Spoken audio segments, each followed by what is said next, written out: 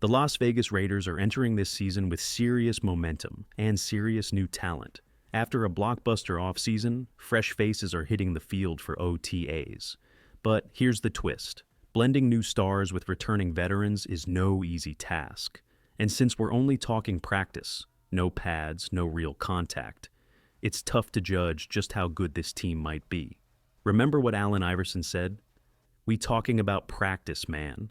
Still, for certain positions, even these light workouts offer some revealing signs. And this week, we got a glimpse of something very promising. Let's talk about edge rusher Malcolm Koonce, a name Raiders fans should be excited about.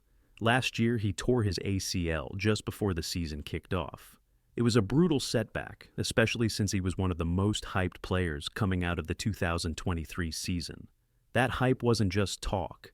When Antonio Pierce took over as interim head coach, he gave Koonce a shot, and Koonce delivered, big time. In just half a season, he racked up 8 sacks, dominating offensive lines and feeding off the attention teams gave to Max Crosby and Adam Butler. And here's the kicker. He didn't just pad stats against weak teams. Koonce terrorized division rivals, 2 sacks against the Chargers star, LT Rashawn Slater, 2 more against Patrick Mahomes and the Chiefs, and another one versus the Broncos. Now he's back on the field. No pads yet, sure, but just seeing him moving, cutting, and participating is a massive green flag for Raider Nation. Before we dive into the latest from Las Vegas, make sure to subscribe to the channel, hit that like button, and don't forget to press the bell icon so you never miss a Raiders update. Let's move on to what else is heating up in Raider camp. Seeing Malcolm Koonce back was a win, but the Raiders didn't stop there. Their third-round pick from the 2025 NFL Draft is already turning heads. Meet Darien Porter, a former wide receiver turned cornerback with tools you simply can't teach. He's just under 6 feet 3 inches, weighs in at 195 pounds, and clocks a blazing 4.34 in the 40-yard dash. Oh, and his arms? Over 33 inches long, built for press coverage nightmares. You don't find that kind of size-speed combo every day. The Raiders saw the potential, and they pounced. What's impressive is that Porter only started 1 year at corner in college, and yet he didn't allow a single touchdown. Think about that. 1 season, 0 end zone visits allowed. While he played mostly zone coverage, he showed flashes of man-to-man lockdown skills, sticking to receivers like glue. Now, in OTAs, he's been thrown into more man coverage reps. And guess what? He's holding his own. His recovery speed is elite, his movement fluid, and his competitiveness already drawing praise. There's rawness in his game, sure, but the upside? It's sky high.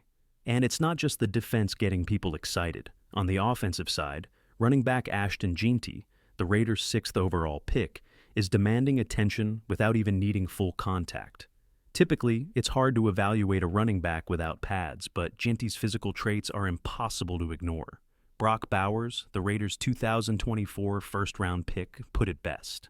That dude looks rocked up, fast, quick, built like a tank. Jeanty is giving off serious star power vibes. You can already feel the anticipation building around what he'll do when the pads come on. If you're drafting a running back in the top 10, he better bring more than just brute strength. Thankfully for the Raiders, Ashton Jeanty is showing early on that he's the real deal. Yes, he's fast. Yes, he's quick. But here's what's really turning heads at OTAs, his versatility. This isn't a guy who just catches dump-offs and screens. Jeanty's been lining up wide, running actual routes, and snagging passes deep downfield. That kind of flexibility adds a whole new layer to the Raiders' offense. Linebackers, safeties, pick your poison. Jeanty looks like he's ready to torch either one. But the fire doesn't stop there. In the second round of the 2025 NFL Draft, the Raiders scooped up wide receiver Bech, and it might end up being one of the steals of the class. This kid plays with heart, grit, and swagger. He's loud, passionate, and never backs down. Watching him brings flashes of a young Michael Irvin, not just in emotion, but in how he gets open with timing, precision, and pure physicality. His roots are crisp, his hands are reliable, and he's already catching everything thrown his way at OTAs. Even without pads, he's proving he can block in the run game and push defensive backs off their spots. There's a tough decision ahead, though. Bech's style overlaps a lot with Jacoby Myers, who had a sure-handed standout season last year.